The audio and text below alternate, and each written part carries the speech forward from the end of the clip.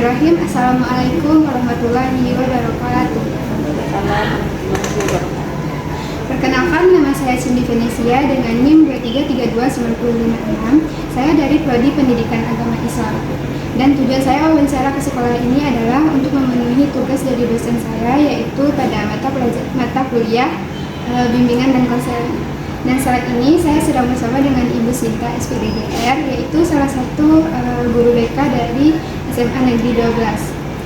Dan Ibu ini sudah menjadi guru BK selama 8 tahun ya, Bu. Menurut Ibu, apa saja tugas utama dari seorang guru BK di sekolah?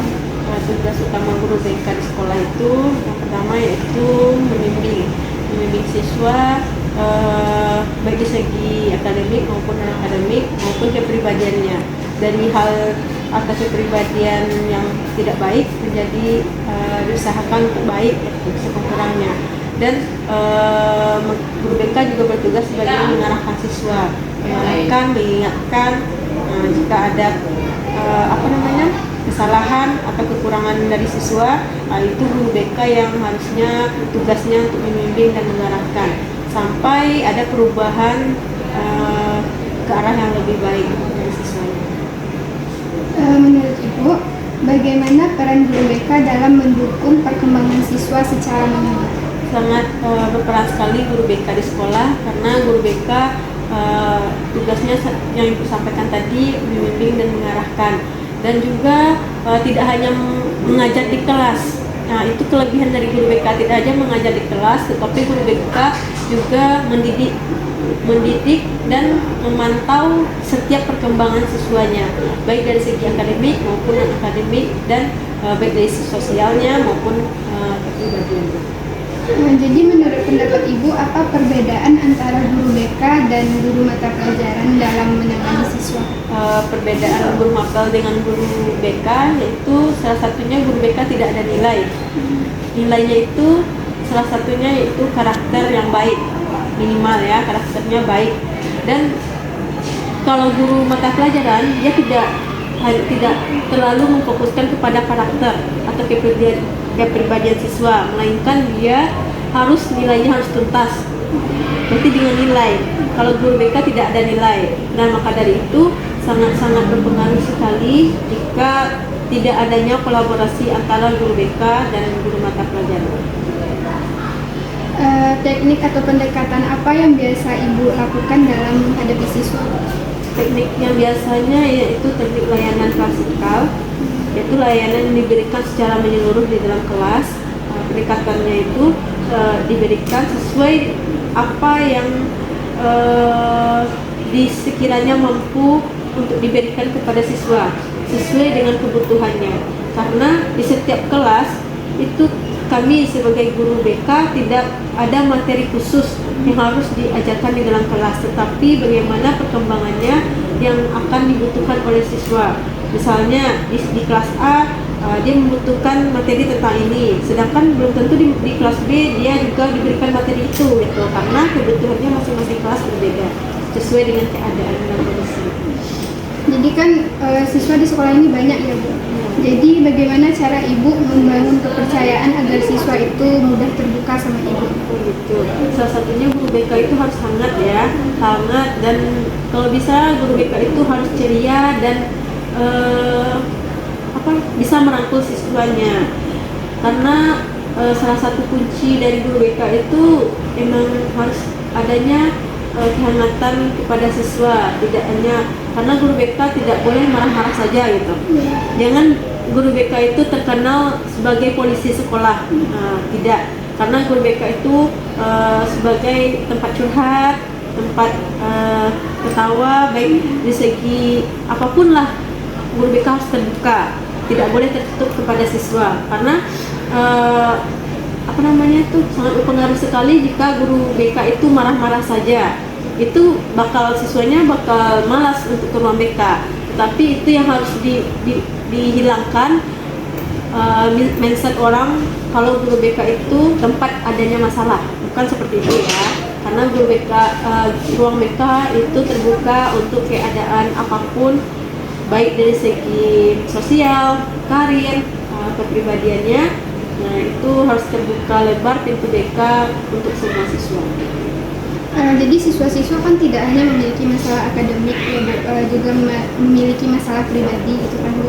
Jadi apakah pendekatan Ibu ke mereka itu berbeda Bu dengan yang masalah akademik dan masalah pribadi itu? Berbeda, karena masalah pribadi itu sangat sensitif ya.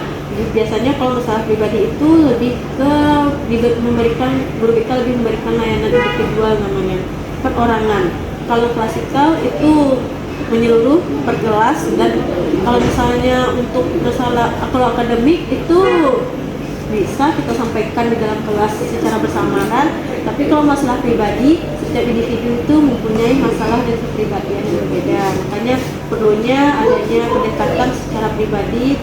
Kalau bisa antara klien dan konseling saja, konseling saja, tidak adanya orang selain itu. Kalau misalnya masalahnya itu emang sangat-sangat pribadi. Jadi selama 8 tahun Ibu menjadi guru BK, masalah apa yang sering Ibu hadapi? Ya, masalah kenakalan remaja mungkin bermacam, dan kebanyakan itu saja, seperti merokok, cabut, tidak buat tugas, atau pergi dari rumah tetapi tidak sampai ke sekolah. Itu yang banyak terjadi. Yang lebih orang tuanya berpikir dia di sekolah juga, di sekolah, sedangkan ternyata tidak sampai ke sekolah, apa absennya di sekolah. Jadinya itu yang sering adanya kita tidak sambungan antara orang tua dan guru, karena mereka berpikir anaknya ke sekolah, tapi nyatanya tidak. Itu yang akan bermasalah nanti di ujungnya kalau tidak ada tindakan di guru BK-nya di awal. Itu makanya guru BK ini lebih mengenal siswa daripada guru mata pelajaran. Jika di sekolah ini terjadi kasus bullying gitu, bagaimana cara Ibu sebagai guru BK menghadapi kasus tersebut? Kasus bullying ya, kalau bullying itu juga marak terjadi, karena bullying itu juga ada tidak selalu bullying itu yang langsung ke jalur hukum gitu, atau membuat mereka itu luka atau sakit dan sebagainya. Tapi ada bullying verbal namanya kan, dari mulut saja tapi sangat-sangat menyakitkan hati. Jadi iya, berpengaruh mental. Jadi ada juga levelnya, jadi tidak bisa kita samakan. Kalau misalnya tergantung keadaan apa yang harus diberikan oleh guru BK, jadi penanganannya tidak disamakan gitu. Itu berdampak, maksudnya itu penanganannya itu sesuai dengan kebutuhan, nanti sesuai proses baik di pembuli maupun korban yang dibully. Jadi guru BK di sekolah ini apakah mengadakan kerjasama dengan wali kelas atau orang tua murid? Iya, pastinya guru BK tidak bisa berdiri sendiri. Dia pasti bekerja sama dengan wali kelas dan pihak sekolah, dan bekerja sama pihak luar juga, bekerja sama orang tua pastinya. Karena guru BK harus sering atau intens berkomunikasi dengan orang tua. Jadi apa yang terjadi di rumah sesuai dengan apa yang terjadi di sekolah, dan keadaan di sekolah juga orang tua mengetahui bagaimana keadaan anaknya di sekolah. Apa tantangan terbesar yang Ibu hadapi selama 8 tahun menjadi guru BK ini? Tantangannya lebih ke sikap atau karakternya. Kayak anak sekarang mungkin lebih Bangkang. bukan membangkang, tapi lebih bodoh amat. Sikapnya lebih bodoh amat, kayak ibaratnya itu mendongkol, atau bisa juga ada yang melakukan kerusakan yang tidak patut dilakukan oleh seorang siswa. Jadi sebagai guru BK, apa harapan Ibu kepada siswa-siswa yang memiliki masalah akademik dan non-akademik itu? Harapannya kalau benar-benar mau sekolah, apalagi di SMA 12 ya, jangan sia-siakan kesempatannya untuk berada di sekolah ini, karena masih banyak di luar sana yang ingin sekolah dan sekolahnya swasta gitu kan. Kalau swasta biayanya sangat besar.